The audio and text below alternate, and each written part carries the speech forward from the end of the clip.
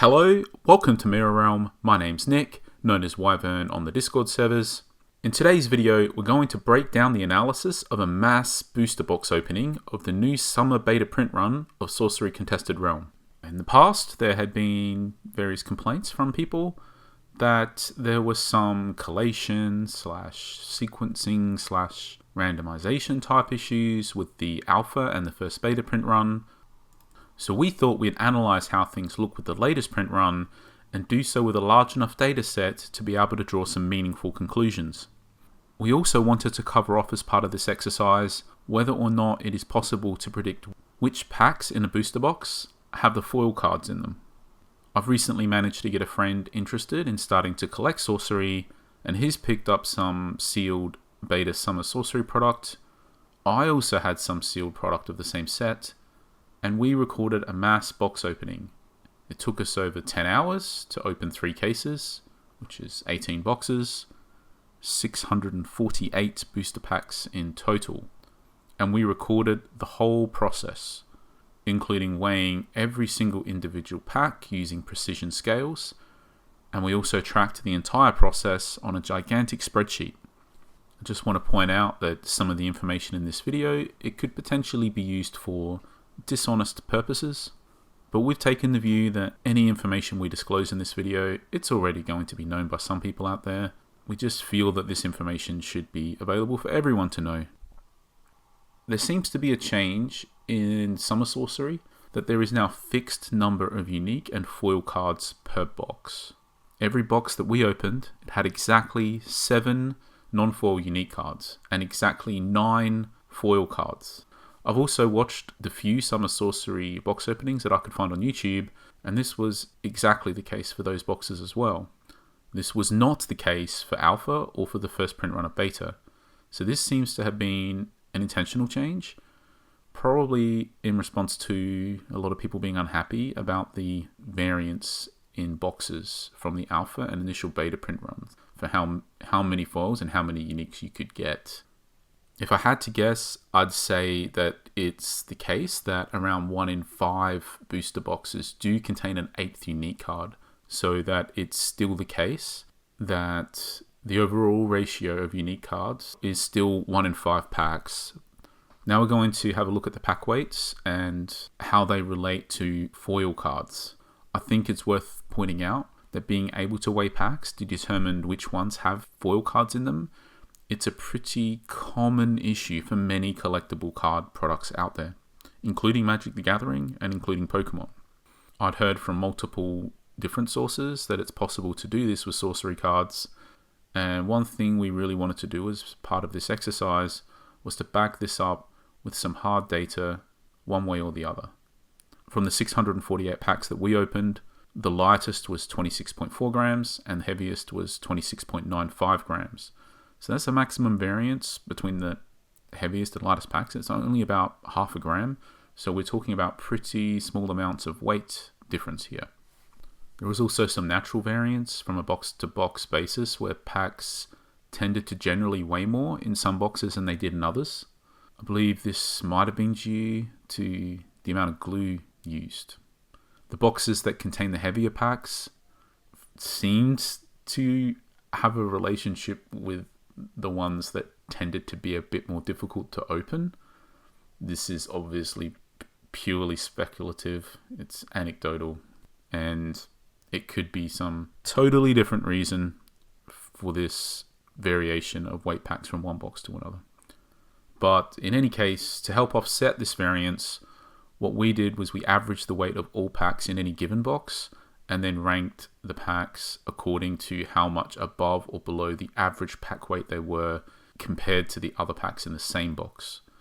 So this allowed us to be able to better do analysis across all 18 boxes. Here you can see a table that illustrates the correlation between pack weight and which packs have the foil cards. And looking across this relatively large data set, it's pretty clear that it's possible to predict with a fairly high degree of accuracy which packs are going to contain the foil cards. And the change to having a fixed amount of foil cards per box also makes it a little easier to systematically identify the packs that contain the foil cards. someone can open the packs in a booster box in order of pack weight until they've opened up all 9 of the foil cards, knowing that they're going to get to 9 foil cards before they should stop, and knowing that once they hit 9, there aren't going to be any left in the remaining packs in the box so that they can stop there. The majority of boxes we opened, you could have opened up all 9 foil cards by only having to have opened 12 booster packs or less. The conclusion here is that it's absolutely possible to weigh packs to find foils, and pretty efficiently at that, which isn't surprising, but it's definitely something to be aware of if you are buying individual packs from untrusted sources. There also seems to be a major clumping issue with unique cards in the Summer Beta Sorcery print run. The unique cards seem to reside in consecutive packs an awful lot. They also seem to reside in the middle column more often than they do in the left or right columns. Here's a video of opening all 7 uniques from a box in consecutive packs and all in the middle column. It's almost impossible that this would occur naturally in a box if there was true random distribution of the booster packs within it. We also had 3 other boxes that contained 6 consecutive uniques in the same column. We didn't have any boxes out of the 18 that we opened that didn't contain any consecutive packs with uniques. These issues, combined with there being a fixed amount of unique and foil cards in a box, means that it is systematically possible to open every foil and every unique card, or nearly every unique card, in any given box, with only needing to open around half the packs in that box. Either none or nowhere near enough randomizing of the unique cards seem to have been done once they've been cut from the print sheets. Here you can see some pictures of the print sheets from the alpha print run. The sites are on a different print sheet to the spells, and the way these work, they are generally less predictable due to the nature of all of them appearing 3 times on each print sheet, surrounded by a variety of different other unique sites. The spells, however, all appear once on a single print sheet, so the order is highly predictable if they are not being shuffled after having been cut. Once you know this order, after seeing each unique in a box, you can then predict which other uniques can possibly appear in that box. As you open additional unique cards in a box, you can further refine the list of what other uniques can possibly appear in the remaining unopened packs. To help illustrate this, here are the unique spell cards that we pulled from 7 of the boxes that we opened. Please note that 2 of the boxes had the exact same 5 unique spell cards. Another thing that the odds of this occurring naturally with true randomization would be nearly impossible.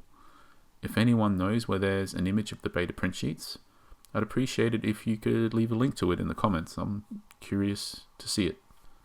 There were also various issues with random distribution, not just at the box level, but also at the case level as well. For example, we had a case that had at least 2 of every single elite site, something that should be borderline impossible to occur.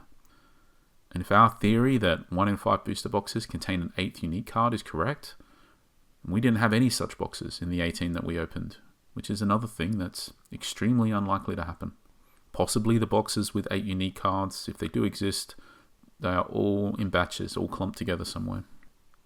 As for my personal views on the new box opening experience of Summer Sorcery, knowing that there's going to be exactly 7 unique cards and exactly 9 foil cards in a box when you're opening it, whilst I can see why they've done this, as a lot of people were unhappy with the variance involved, I personally felt that this made what was prior to this change the very best box opening experience that exists into something that just felt much worse, as you were kind of just counting down your hits, really. So each time when you're opening a pack, rather than being on edge, just wondering what you might get in that pack, and if you got a foil or a unique, that you were happy to get it no matter what it was. Now that you know that you have a fixed amount, it feels like whenever you open a unique that isn't good, it's like it feels bad because you're wasting one of your 7 uniques. So for example, now when we open a pack and you open, let's say, King of the Realm, because we got a lot of those, it just felt horrible because it's like, oh, now there's 1 less unique I can get, and I wasted one on a King of the Realm. Whereas before, if you didn't know, maybe there would be 5 uniques, maybe 6, maybe 7, maybe 8, maybe 9, who knows. If you got a King of the Realm, you were happy to get any unique before because it didn't feel like it was taking away one of your hits. And the exact same just applies to how you feel with the foils as well. Also, the clumping of the same unique cards just over and over and over and over again. It just felt horrible. It felt really, really bad. My mate who bought the sealed product, who wanted to start collecting Sorcery, he really wanted to get a full set of beta. And he asked me how many boxes he needed to buy in order to get this. And I told him, well, it kind of doesn't matter how many he buys, he's not going to be guaranteed. But if he got 2 cases, then he'd get pretty close. He'd fall a handful of unique short of a full set. And he got the 2 cases, but he fell absolutely miles short due to the clumping issues with the unique cards. Due to the extremely streaky nature of the packs, I can see some stores who don't know the information contained within this video, then being falsely accused of sort of filtering the packs beforehand. We even had one column of 12 packs in a box that contained 0 uniques and 0 foils, which is another thing that should be borderline impossible to occur. But we saw it happen, and if someone buys 12 packs in a shop and this happens to them, I can see there being some problems, unfortunately.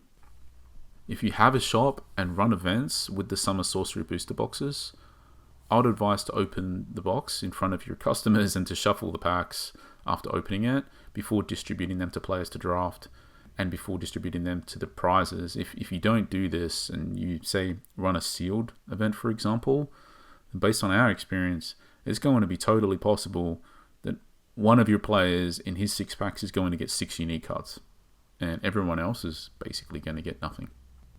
The change to a fixed number of unique and foil cards, combined with being able to identify which packs have the foil cards, as well as the uniques being clumped and seemingly in the exact order of the print sheet, are in my opinion real problems that people should be aware of and that should be taken seriously to try and do something to address them in future print runs. That being said, on the most part, these issues are just probably nowhere near as dramatic as they might first seem, as they are most impactful when dealing with individual packs of Sorcery. But the overwhelmingly vast majority of this product is consumed on a per box basis, and at that per box level, the issues seem to arise more when you're opening up many boxes from the same cases. So I think that's all we wanted to cover for this one. Please hit the like button and consider subscribing to the channel if you enjoyed this video, and let us know in the comments if your experience opening Summer Sorcery beta booster boxes, whether it varies or lines up with the information in this video. Until next time, keep safe, keep well, and keep enjoying your Sorcery.